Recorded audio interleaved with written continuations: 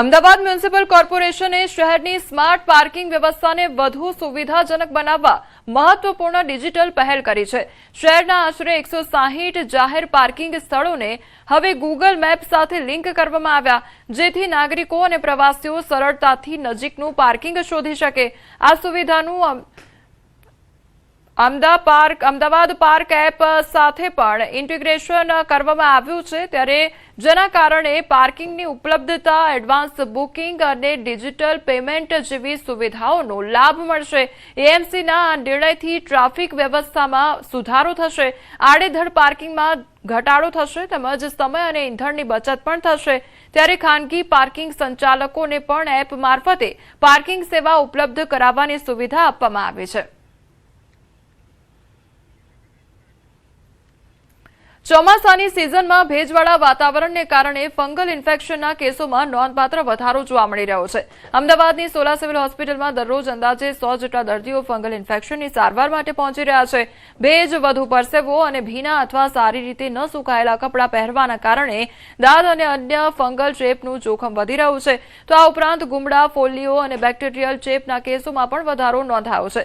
તબીબોના જણાવ્યા અનુસાર ફંગલ ચેપ એક વ્યક્તિથી બીજી વ્યક્તિમાં ફેલાઈ શકે છે, તેથી ટુવાલ, કપડાં અને અન્ય અંગત વસ્તુઓ શેર કરવાનું ટાળવું જોઈએ। લાંબા સમય સુધી બંધ જૂતા અથવા પ્લાસ્ટિકના ફૂટવેર પહેરવાથી નખમાં પણ ફૂગ લાગવાનું જોખમ રહેતું હોય છે।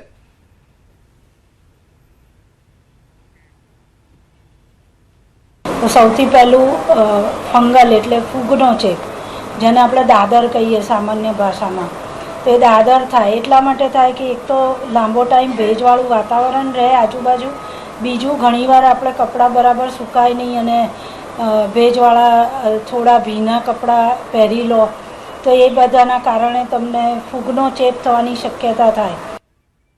ચોમાસાની ઋતુની અસર હવે લોકોના સ્વાસ્થ્ય પર પણ સ્પષ્ટ રીતે જોવા મળી રહી છે। અમદાવાદની સોલા સિવિલ હોસ્પિટલમાં છેલ્લા એક સપ્તાહ દરમિયાન 11,672 ઓપીડી નોંધાઈ છે। હોસ્પિટલમાં ડેન્ગ્યુના 289 સેમ્પલ લેવામાં આવ્યા હતા, જેમાંથી 26 કેસ પોઝિટિવ નોંધાયા છે, જ્યારે મેલેરિયાના 728 સેમ્પલમાંથી 2 કેસ પોઝિટિવ સામે આવ્યા છે। આ ઉપરાંત ટાઇફોઇડના 7 કેસ પણ નોંધાયા છે। ઝાડા, ઉલટી અને તાવ જેવા પાણીજન્ય રોગોના દર્દીઓની સંખ્યામાં પણ વધારો જોવા મળી રહ્યો છે। તબીબો લોકોને તાવ કે અન્ય લક્ષણો જણાય તો તાત્કાલિક તબીબી સલાહ લેવા માટે અપીલ પણ કરી રહ્યા છે। 11,672 દર્દી નોંધાયા, દાખલ દર્દીઓ 1,103 દર્દી દાખલ હતા અને જુદા જુદા ડિઝીઝની વાત કરીએ તો ડેન્ગ્યુના લગભગ 289 દર્દીના લોહીના નમૂના શંકાસ્પદ તરીકે લેવામાં આવ્યા, તેમાંથી 26 દર્દીના રિપોર્ટ પોઝિટિવ હતા તથા મેલેરિયાના 728 દર્દીના લોહીના નમૂના ગયા અઠવાડિયામાં લેવામાં આવ્યા, તેમાંથી 2 દર્દીના રિપોર્ટ પોઝિટિવ હતા। અત્યારે ચોમાસાનું સિઝનના કારણે તાવ, શરદી, ઉધરસના કેસીસમાં ધીમે ધીમે હાલ થોડો વધારો થઈ રહ્યો છે। ભાવનગરના અલંગ શિપ બ્રેકિંગ યાર્ડમાં આવેલા પ્લોટ નંબર 88 સામે ગુજરાત પ્રદૂષણ નિયંત્રણ બોર્ડે કાર્યવાહી કરી। જીપીસીબીએ પ્લોટને ક્લોઝર નોટિસ ફટકારી 25 લાખનો દંડ પણ ફટકાર્યો। તો દરિયામાં પરલાઇટ પાવડર ભળતા સફેદ ચાદર પથરાઈ ગઈ જવાની ઘટના અંગે ફરિયાદ મળતા કાર્યવાહી કરવામાં આવી છે। જીપીસીબીની કાર્યવાહીથી અલંગ શિપ બ્રેકિંગ ઉદ્યોગમાં ખળભળાટ મચી ગયો છે। અવારનવાર કચરાઓ યુક્ત દરિયામાં નાખતા હતા, સફેદ પાવડર નાખવાના કારણે અને એક વખત અને સૂચનાઓ પણ આપેલી કે આવું ન કરો, પણ અવારનવાર સૂચનાનો કોઈ અમલ કર્યા વગર આ દરિયામાં બેફામ રીતે સફેદ પાવડર નાખતા, એટલે મેં વિડીયોગ્રાફી, ફોટોગ્રાફી સાથે તમામ પુરાવા થતા જીપીસી અધિકારીને રૂબરૂ રજૂઆતો કરી અને લેખિત રજૂઆત કરી છે। બીજી વખત આવું ન બને એવા ઉદ્યોગપતિઓને પણ વિનંતી કરીએ છીએ, એટલે આ વખતે કડક કાર્યવાહી કરો એવી અમારી માંગ હતી અને સરકારે એ માંગને સ્વીકારી।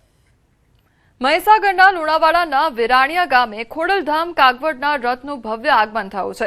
પાટીદાર સમાજ દ્વારા મા ખોડલના રથનું ભાવભર્યું સ્વાગત કરવામાં આવ્યું, તો દીકરીઓએ માથે શ્રીફળ, કળશ ધારણ કરી માતાજીના રથના વધામણા કર્યા હતા।